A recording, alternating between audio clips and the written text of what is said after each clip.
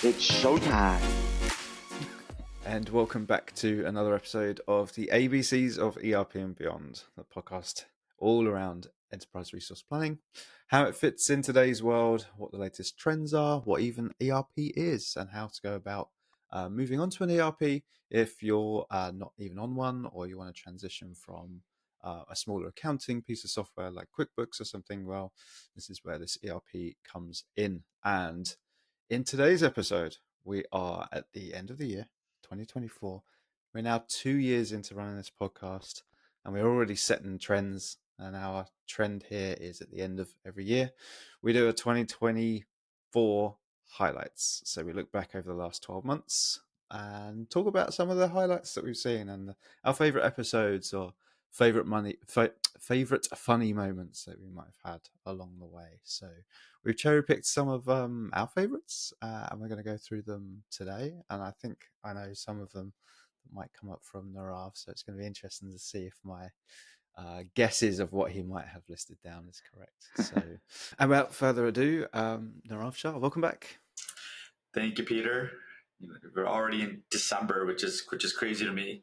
It just feels like yesterday rang in the new year, and we were shooting our first episode of season 2.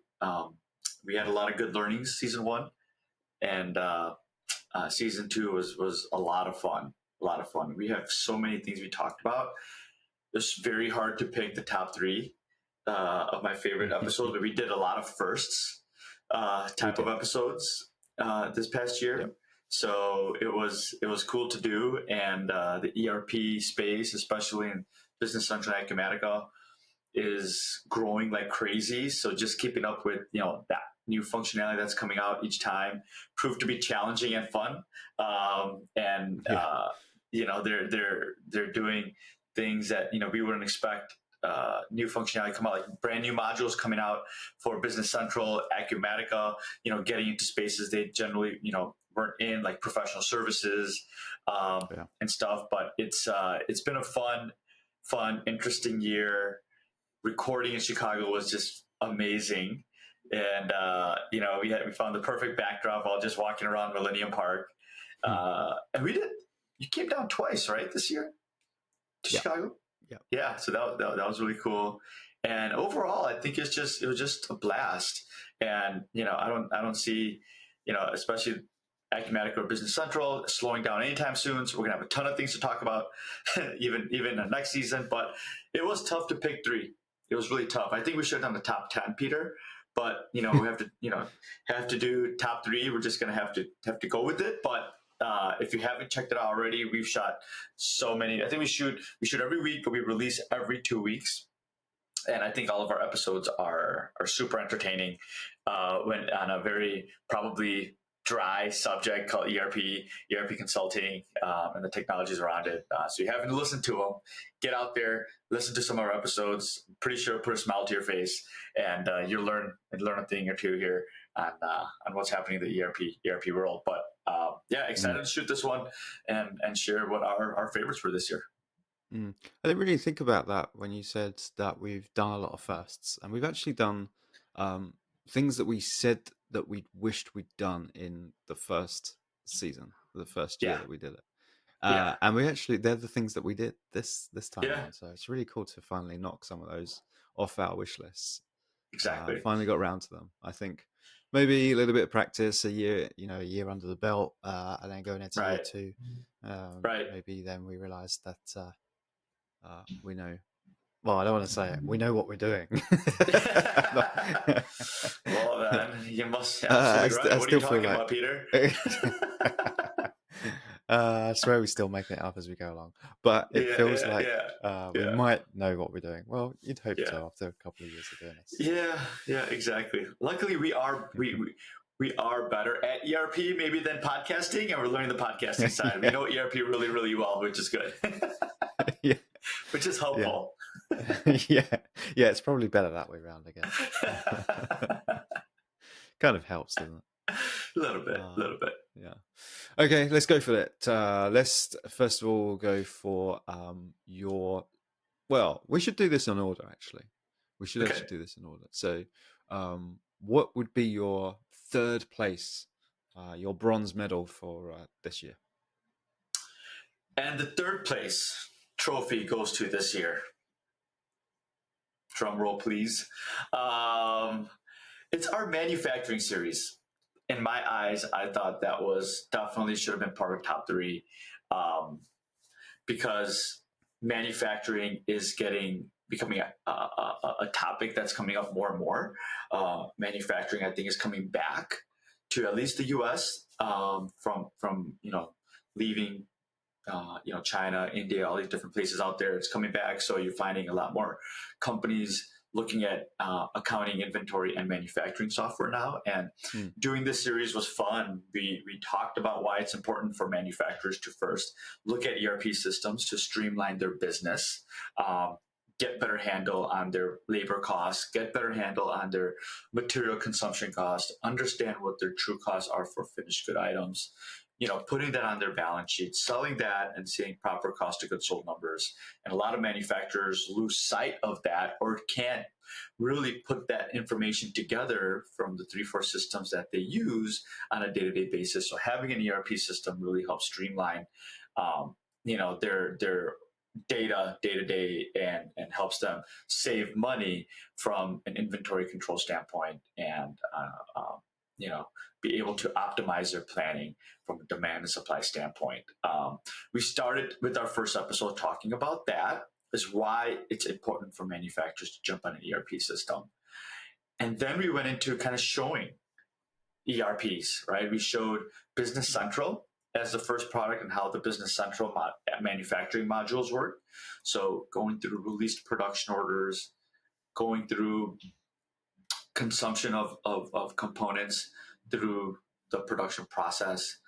We went through labor entry, showing a labor entry in the system as if you're adding runtime or setup time for a specific routing on the floor.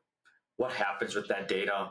How can you easily see that data in Business Central through ledger entries, and showing A to B and how Business Central works and the steps involved. Yep. And then we took it to Acumatica right after. From Acumatica standpoint, we talked about their manufacturing module, how it works, how you create production orders, how you could create movements of product from routing to routing, how you could look at costs for production orders, right? Outputting production order quantity into stock. And it's really good we do these things, I think, is because there's so many flavors of ERP out there. ERP fundamentally will do the same thing for you. It'll, be able to do manufacturing if it's manufacturing focused software, but how it does it, how do the screens look like, how many clicks it takes, it's really a differentiating factor of, the difference between the ERPs. And if you find a solution that fits your UI preference, right, you could get buy-in from your users at the end of the day.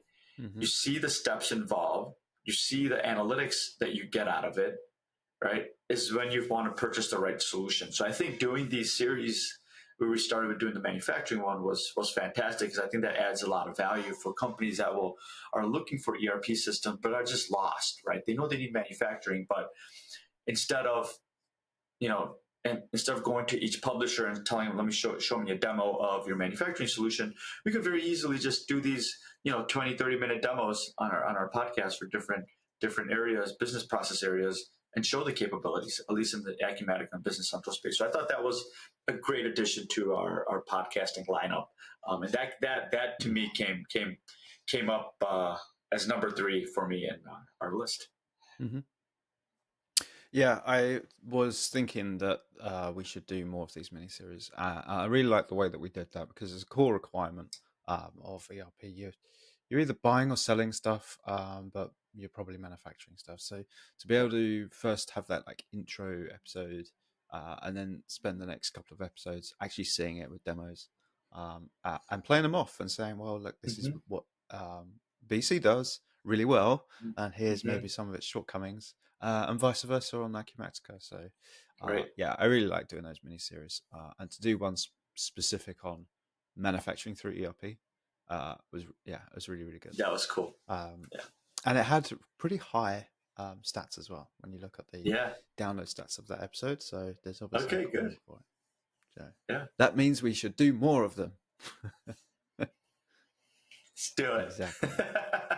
Um, so my third place goes to another two-part series that we did, which was when do I know that I need an ERP?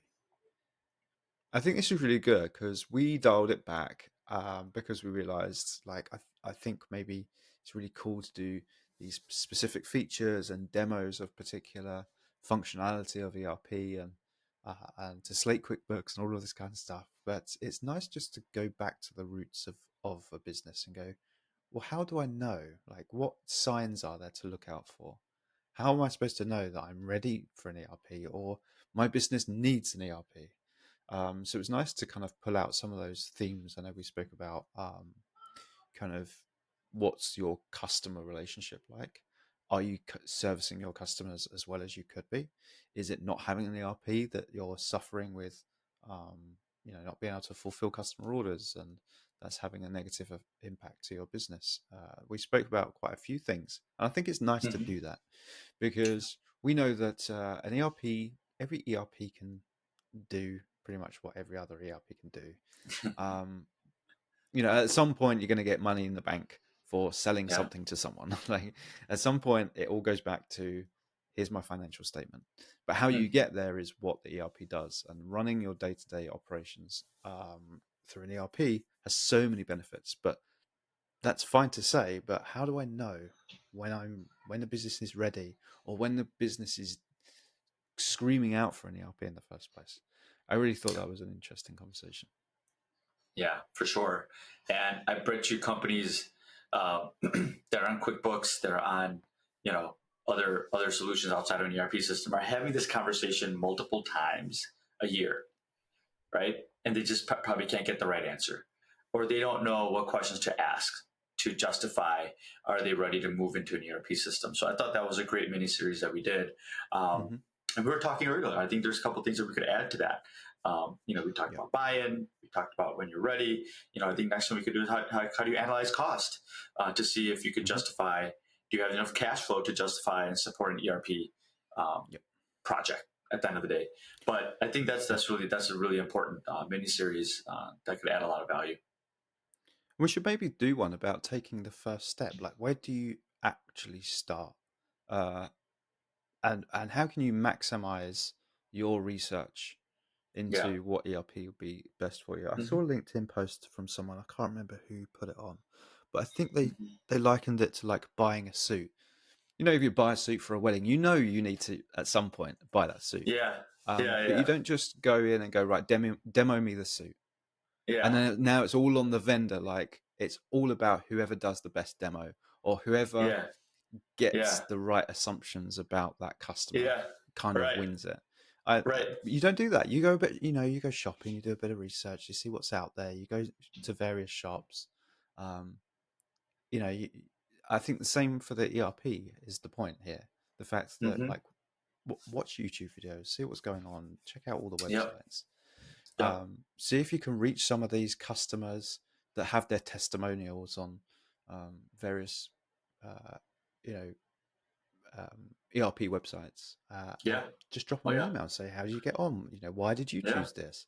What Yeah. industry are you in? Why did you pick this for your industry?" Hmm. And Hmm. then maybe when you have a better understanding of yourself, of like what suits are out there, and um, like what particular options might be available to you, I think then you're going to have an easier route to start this kind of project, or at least start those discussions before you ever get to the point of having some kind of demo. Because Yeah. otherwise, the the reseller is just guessing at what they think you might need, and you don't really know anyway because you haven't done any Hmm. research or looked on various websites or YouTube videos for Right. what's out there. So it'd be Yeah. interesting to do an episode just like, That would be good. how do you actually get started? Like day Hmm. one, I've decided, yeah, I need one. Monday morning, I'm gonna what? What am I gonna Right.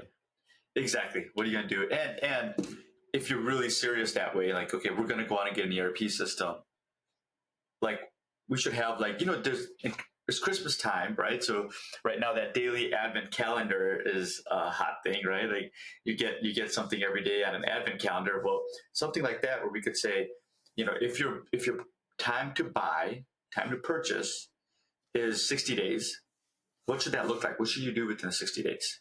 Right, to make that final decision with it, because sometimes a lot of these companies also just get caught in, we need an ERP system, but they just never end up buying one, and it just Yeah. it just then falls off the list, right? But if you're really serious, like, it should be a timed project. Like within 60 days we're going to purchase one and we're going to implement after that.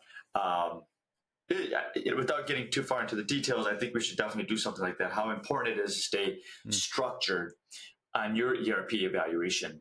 What do you do day one? Two, what do you do when you sign contract? Or all the steps in between, right? Yeah. I think that's interesting. I wonder if some businesses have pressure from finance of, look, it's important for regulatory reasons, for the control of our cash flow. We need an ERP system. And because of that pressure from kind of the finance side of a business, they end up just getting a finance ERP that has some manufacturing in it. I wonder why. I wonder if there's some truth in that, where it's just like, oh, we're going to have to get something. Oh, but this one does finance really well, and it's got some bolt-ons for manufacturing. Okay, let's go. Right. Exactly. Especially these days, like all ERPs are very strong on finance. Yeah. So, yeah. Exactly. Good. Let's move on to silver medal positions. So, what have you got for your second place highlight? Yeah. So this is the whole year. I think even if you're not in the ERP space, you've heard this phrase, you've heard this word around. Copilot, bing, bing, bing, bing, bing, right?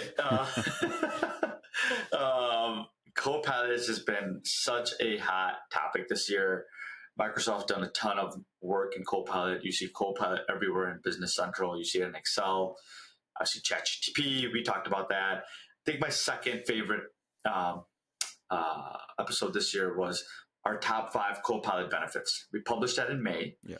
And by the way, to these to these podcasts that we're referencing, we'll have our links down below. But this was fun because we were able to talk about all the co-piloting things that Microsoft has done inside Business Central. So whether that's the bank reconciliation, Copilot for Excel, finance, right? Suggest sales lines and marketing text, auto generation. And you're seeing, I think that was just the introduction we did. And I'm looking back here at May. That was just when we just talked about what was existing. Since then, Wave 2 has come out. And there's another 7 new features that came out of Copilot. So we might have to do a part 2 of the top 5 Copilot features, essentially, because there's just so much more out there now. And you can tell the direction Microsoft is going here is Copilot, Copilot, Copilot. And the use cases are phenomenal. I was just at Directions EMEA, and we shot an episode for that. And they talked about autonomous agents. That is, where these agents are out there. You could intelligently read text, whether it's email or whatnot, and then intelligently bring in, grab data from that text and plug that data into its proper fields inside Business Central to auto create records for you and understand, what the fields mean and how they need to be formatted and all that, and just leave that record open for somebody to review. And it's getting to the point where, you have all this more autonomous things happening in the system, which I think is a good thing. And, when you layer Copilot on top of that, you get more analytics. So how many times people email you, how often do you have to correct something, and it just gets smarter and smarter and smarter. And I'm excited to see where this goes. I know the ISV community is super hot on it, Microsoft as well. So there's kind of a race of, who could create the most autonomous agents now really, really fast and bring it to market. So we're just, who benefits with that at the end of the day is going to be the customers that take on Business Central, and we'll be able to cut costs, have high ROI, I feel like, with more of this Copilot stuff coming out. So that was a really fun episode. I think that we just started we just wet our toes into Copilot when we talked about it the first time. But I could see us doing many different types of episodes around Copilot. Come season 3, come season 4. It's not a technology that's going away anytime soon. It's just going to get bigger, better, and amazing for customers to embrace. Yep, and it's a space that we have to keep our eyes on. I don't know if I've said this before, but I feel that if a day goes past and I haven't had a look at the news of what's happening in this space, I'm already behind. So it's good to keep our fingers on the pulse on this. And it's exciting. It's exciting to see the improvements and the other ideas, really, of where else this can fit in business process flows, in particular flows within an ERP system, and have a look at where Copilot can kind of take over from some of this boring admin side of things. And we've also spoken about not just covering the boring admin side of things, but also the intelligence and almost machine learning to a certain degree, and being able to suggest things that might be 2 or 3 layers deep that would take far too long to even spot for users. So 2 very interesting areas, and it's always fun to see where else they're trying a Copilot. And they're bespoke, right? They're kind of built for that particular use case. So it's not just it's gone beyond a generic LLM. Now we're looking at specialized Copilots in particular areas of an ERP, which is cool. Oh yeah, it is pretty cool. They had the old Microsoft holds the keys to the kingdom when it comes to OpenAI, ChatGPT. So they have to make a return on investment on their $1 billion purchase. So did you see that OpenAI have just come out with a pro subscription? It's $200 a month. $200 a month pro. Yeah. Seriously? So they have 2 tiers. There's a $20 a month and a $200 a month. Yeah. What's the data model behind it? Oh my god. 01 or something. Was it? Yeah. Yeah, it's like 01, chat 01 or something. I'm not sure. But it's like unlimited this. You get a lot more like token amount for the voice stuff as well. Got it. But yeah, it's $200. Interesting. Each month, every month. Anyway, you can use it as your personal assistant. You got a personal assistant for $200 a month. Yeah, that's true. That's true. Someone did benchmark it. Someone's already done benchmarking against Claude 3, I think it is. Oh, okay, yeah. And it's good at creative writing, obviously, very strong on that side of things. Reading documents, being able to suggest, all of the creative thinking is really good. But they were saying that for writing code, it still gets beat by Claude. Wow. Interesting. It tries to give you code. So if you ask for something to be built, I don't know, say Python or something, it's really convoluted how it writes it and makes like the code more complex than it actually needs to be. Got it. Whereas Claude is a little bit more streamlined. There you go. Good to know. There you go. Your Copilot tip or your AI tip of the day. Good to know. There you go. Okay, moving on. My silver medal position for this year is basically what we said that we wanted to do. We missed them. We missed every opportunity in year 1. This year, though, we finally managed to align our schedule with the release or the new release of BC and the release of Acumatica 2024 R2. And I'm so glad that we not only researched what was in the updates, recorded, edited, and then published pretty much a week after the release of, especially for BC. So yes, we did what we said we would do. Yes, I think. Yes, I think that's really good because I think so. It's supposed to, yeah, but we completely failed last year. We misfired. I think on one of our first few episodes way back when we said oh yeah, stick around for the updates. We'll be talking about the updates of ERP, and we never did. Yeah, you're We right. just didn't. Yeah, We weren't we even did it. late. We just didn't do it. Yeah, we just did. So yeah, really good this year. Got them both done, both of them, and I think it's really good. I enjoyed the fact that we screen shared it Yeah, as well, rather than just talked about them.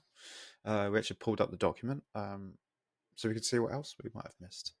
So yeah, that was yeah, fun. I'm super That happy was we got those done. yeah. No, I think that was fun. That was a lot of fun. And we were able to.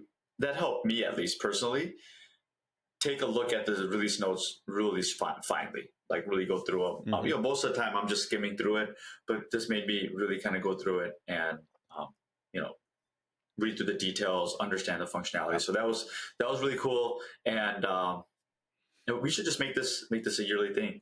For every release twice a year, because there's just so much. Yeah. There's so much coming out. Microsoft came out with 2 new modules: the sustainability module that was introduced, and then now they have a whole subscription billing module. Right, that line between BC and F&O is getting so blurred. I feel like it's just at some Yeah. point going to be like, well, do you just do PC? Like, what's the need for F&O? Right, like why have 2 different competing products at that point? I don't know. I don't know But what that their is game plan typical in the future is. Microsoft. Yeah, That is yeah, right. typical Microsoft. Like, I know. let's not I know. deprecate it. Let's just have another one. Yeah, cannibalizing their own products. Yeah. I don't know. Maybe this will change. Maybe the new drive, the next kind of 5-10 year plan is consolidation of this stuff. You're kind of seeing it on Fabric, Microsoft Fabric, Mm-hmm. all under one Yeah, roof. It's the yeah. fabric of your business, the data. Right, right. So, but then again, they're not really deprecating the old Synapse and analytics stuff, or Mm-hmm. Mm-hmm. so they just leave it to eventually die. I don't know. Maybe Die. they'll do that with their Yeah, ERP space. yeah. Maybe they'll just have one ERP, call it a new name, Right. probably. Yeah. No. And then just at some point they'll absorb each other and they'll just be the Microsoft. Just be. Yeah, it'd be interesting to see what the ERP space does. I think there's going to be a lot of consolidation. There's going to be a mid market and tier 1 ERPs. Maybe they're just going to become one ERPs, Yeah. and they're going to Especially have like maybe if they want to tap 5 in. or 6 of them. Right. If they want to tap into the fabric with one lake data Right. storage, makes sense. They've got Exactly. really, really Makes good sense. infrastructure. It's not like they're Mhm. having to like outsource it Right. Right. to GCP or AWS. Like Mm-hmm. it's Azure or OneLake. Right. It's Azure. Exactly. But they've got a foundation set, so it'd be interesting to see what they do. Yeah. Yeah. Yeah. Oh, that was a fun episode. Yeah, I really enjoyed both of them, and I think the other thing is only having 45 minutes to talk about the updates really allowed us to like find the hard hitting ones, the big hitters, Mm-hmm. because it's easy to get lost, isn't it? In pages Yeah. and pages of a lot of them are incremental updates that are Yeah. edge cases. So it's Mm-hmm. nice to go through and go, right, we've got 45 minutes to talk about the next release wave. What's the most Mm-hmm. important thing here? Yeah. Yeah. Because you can get lost. Like it could be a full-time job. Yeah. To, Totally. just keep up to date with these releases. Well, it is. It is your full-time job. It is my full-time job. That is correct. I have to be up to date. Okay, Number 1. good. Yes, here we go. Gold medal positions. What are you going to award your gold medal to? So this is great. First one we did. We're going to do many more of these. Is having our first guest speaker, Christina Harrington from AlphaGen, was great. Yeah. We published this in May. Having her on, and she is such a AlphaGen or Gen Alpha? Gen Alpha. Gen Alpha. Yeah. But she is like a great thought leader.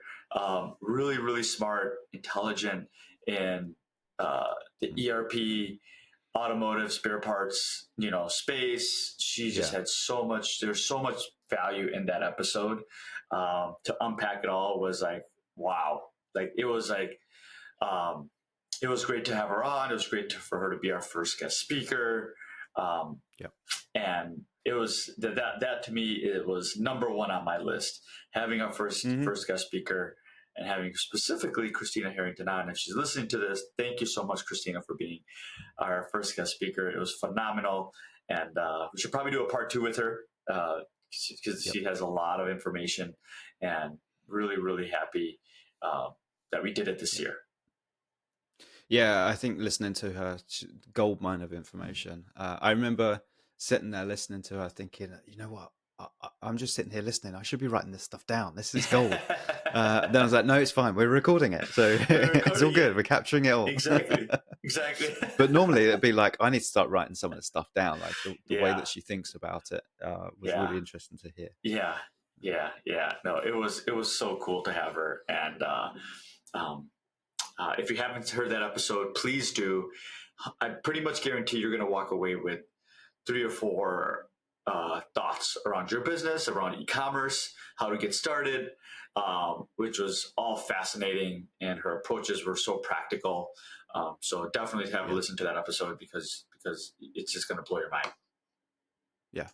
I actually had someone, so when we released that, when it actually got published, maybe 2 or 3 weeks later, I was on a work trip and someone said, I've downloaded it. I must get around to listen to that one that you did about e-commerce strategies. I was like, this is great. Yes, you should. You absolutely should listen to that. And I know they have. And the feedback I've had from work colleagues about that particular episode, they're like, yeah, that is just a gold mine of information in that. So no doubt about it. Yeah, I'd love to do. To do another episode. Yeah. So next year, a lot more planned with these, correct? Yeah, totally. I mean, I think we have a pretty decent lineup of people that we want to bring on. We'll be reaching out to you if you're listening to this podcast. But yeah, I think there's a lot of value there, right? I think us talking all day, and we talk about certain topics that we know really well. But there's experts there that have some really good information that our audience members and base could listen to. So I think it would be really cool to have more guest speakers on our podcast. Yep.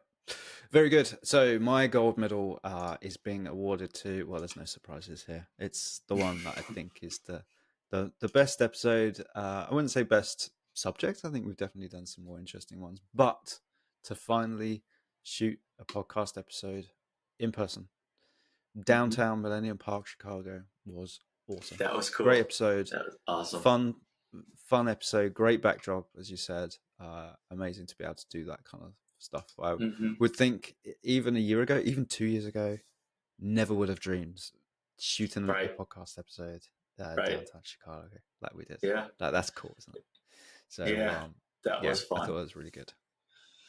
Yeah, that was a blast doing it in Chicago. The backdrop, and the bee attack. Can't forget the bee attack. The bee attack was brilliant. I'm so glad I left that in there. It is in It is in the final cut. Yeah. That was a good we had episode. Camera issues. That was a shame. The episode was great. The camera issues were. I know it freezes at points, which was. I think it was a hot day though, wasn't it? And it was hot. In the sun. Where it was at. Yeah, it was hot. Yeah, we made it work, and we didn't get bothered, which was good. Usually that area gets really, really, really loud, but it was peaceful. It was calm. We just had some helicopters and some ambulances behind us on Columbus Drive, but it was a great spot that we found, and it was fun to shoot, in the heart of downtown Chicago. So that was cool. Yeah, it was really good. In fact, I should thank you for being such a good host. I know, obviously, you got to show me your city, and it was really good. Like we had lunch, brilliant spot along by the river. So thank you. It was a great time. Yeah, we have to at least shoot one in Chicago every year, Peter. So you can't we can't not do this now. And every year we have to at least shoot one here, and we have to shoot one in the UK. So okay, that sounds good.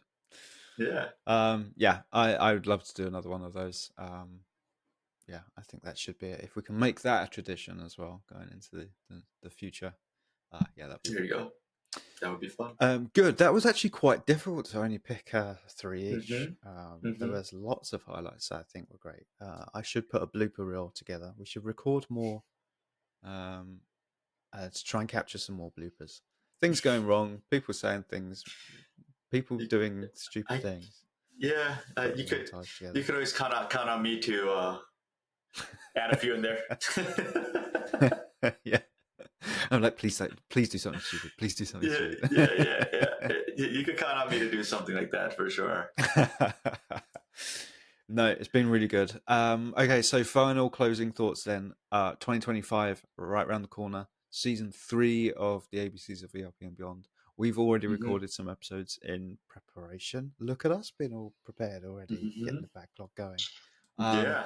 What are you looking forward to most in terms of, guess, general ERP industry and for the podcast?